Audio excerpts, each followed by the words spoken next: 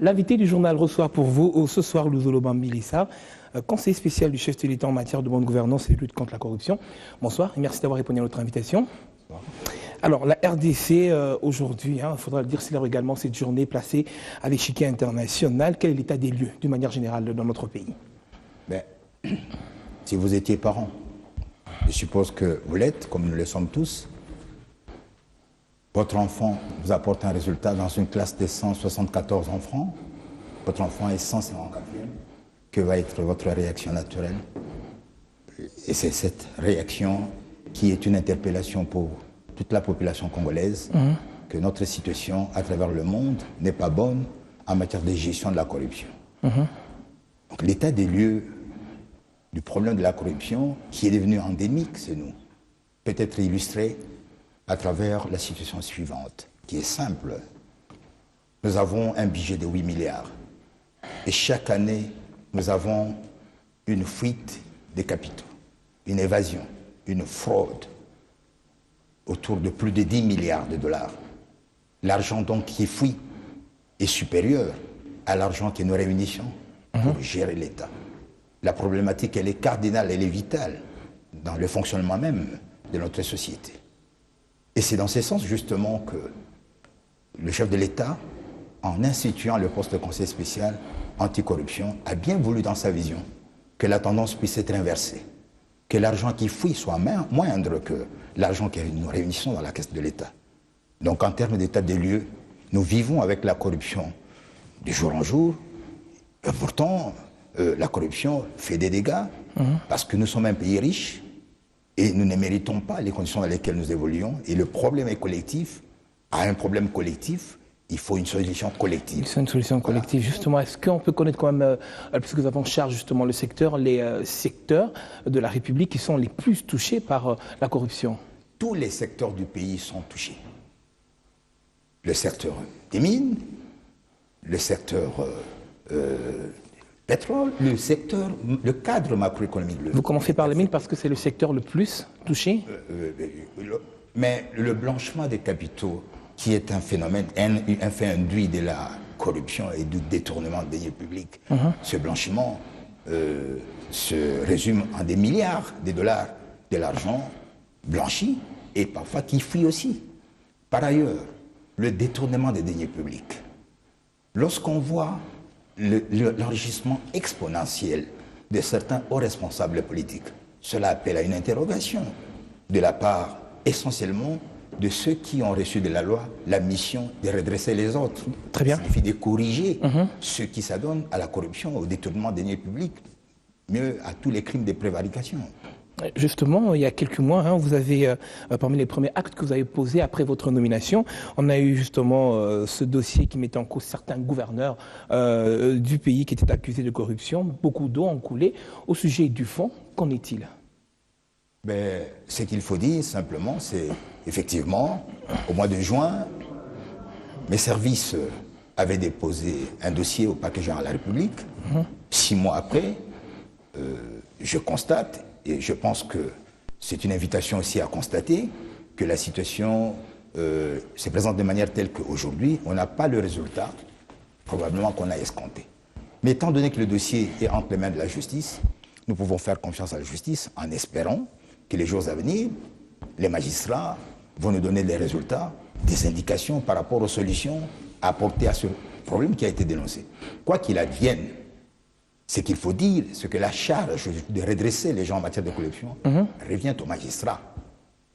Il appartient aux magistrats de corriger les gens, de rechercher les infractions qui sont visibles en matière de corruption et de sanctionner les gens. Tenez par exemple aujourd'hui, lorsque vous sillonnez la plupart de nos prisons que nous avons dans la République, c'est curieux de constater que les gens condamnés pour corruption sont rares et que les prisons sont remplies aujourd'hui de voleurs de téléphones portables, des voleurs de chèvres, alors que les personnes qui détournent les millions sont dans la vie. En liberté. Justement, est-ce que ce n'est pas justement un problème qui face à ce que peut-être les mesures mises sur pied pour lutter contre la corruption dans le pays, que devrait-on dire? Elles ne sont pas efficaces ou il y a un problème quelque part? Il faut une stratégie, une prise de conscience d'abord, et une stratégie franche, une stratégie nationale de lutte contre la corruption. Vous savez, lorsque vous regardez les institutions en dehors de la présidence de la République, vous voyez la prise en compte du phénomène de lutte contre la corruption dans les différents programmes que nous avons. Vous finissez par vous interroger.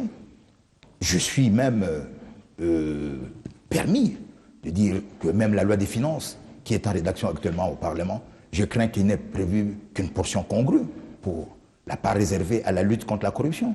Il ne faut pas regarder le problème de la corruption comme étant un problème en charge d'une institution précise. C'est une chaîne. Hein? C'est une chaîne et j'ai dit à un problème collectif, une solution collective.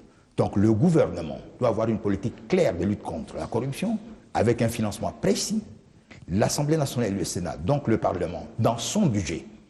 Et parce que c'est là la démonstration de la volonté politique et institutionnelle d'éradiquer ce phénomène, l'Assemblée nationale, je dis donc le Parlement, doit montrer, les honorables députés doivent montrer leur volonté de lutter contre la corruption en prévoyant un budget conséquent et pour que les modalités justement de cette lutte puissent être visibles, de manière à ce qu'un système d'évaluation de la lutte contre la corruption puisse être un système, comment dirais-je, vérifiable, de manière telle que cette lutte-là puisse devenir une lutte qui passe au-delà du slogan et qui devient une lutte véritable. Parce qu'à ce stade, on attend la chanson de Roland.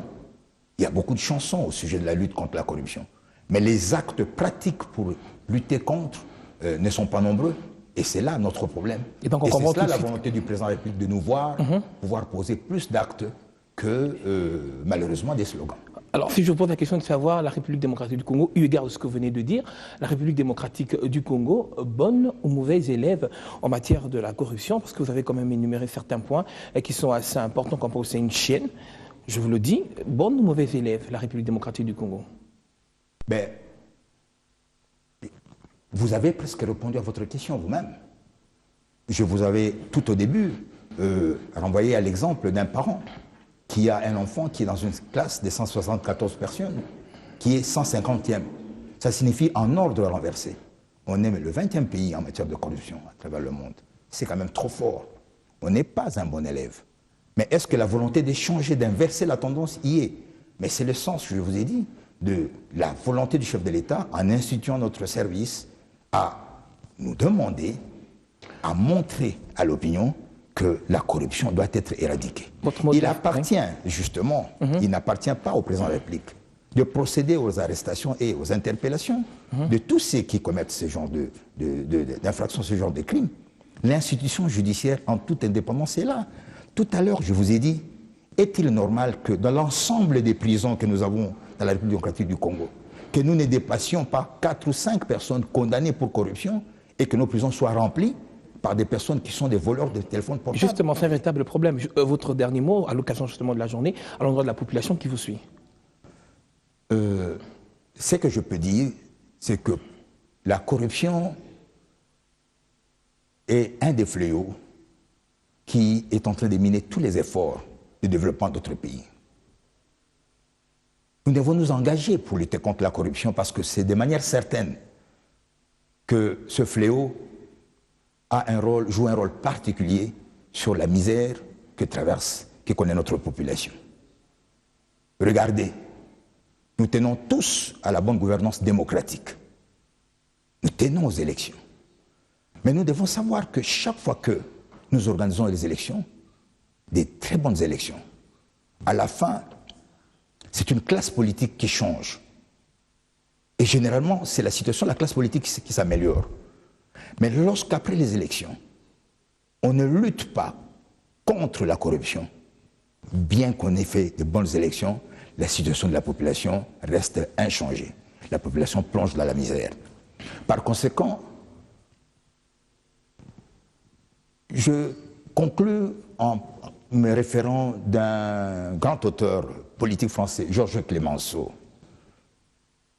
qui a dit que le rôle du gouvernement, la mission du gouvernement, c'est de faire en sorte que les bons citoyens, les honnêtes gens vivent tranquillement et que les mauvais citoyens puissent être traqués.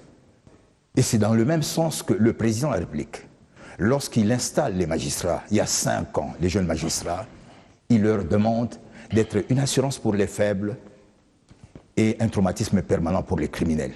En conclusion, j'invite la population à comprendre que la corruption est un enjeu national au même titre que les élections, premièrement.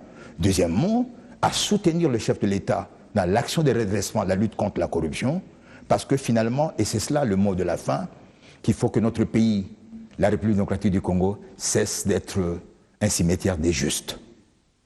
Voilà. Luzolo Bambilisa, je rappelle que vous êtes conseiller spécial du chef de l'État en matière de bonne gouvernance et de lutte contre la corruption. Merci d'avoir répondu à notre invitation. Je vous remercie. C'était l'invité du journal.